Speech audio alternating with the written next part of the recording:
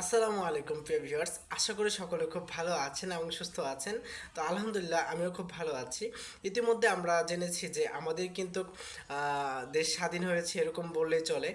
মাননীয় প্রধানমন্ত্রী শেখ হাসিনা কিন্তু দেশ ছেড়ে পদত্যাগ করেছেন তিনি তার জায়গা থেকে। তো দীর্ঘ অনেক দিন ধরে নেটওয়ার্ক বন্ধ ছিল, যানবাহন বন্ধ ছিল এবং আমাদের সোশ্যাল মিডিয়ার সকল কার্যক্রম কিন্তু বন্ধ ছিল।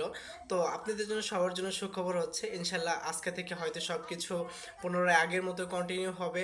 আমরা আগের মতো আমাদের ইউটিউব চ্যানেলে ভিডিও আপলোড করব এবং আগের মতো সকল কার্যক্রম কিন্তু আমাদের চলবে ইনশাআল্লাহ। সারা দেশে কোটা আন্দোলন করতে গিয়ে অনেক ছাত্রছাত্রী কিন্তু মারা গিয়েছেন। তো তাদের জন্য দোয়া রইল, তারা যেন অবশ্যই জান্নাতবাসী হোক।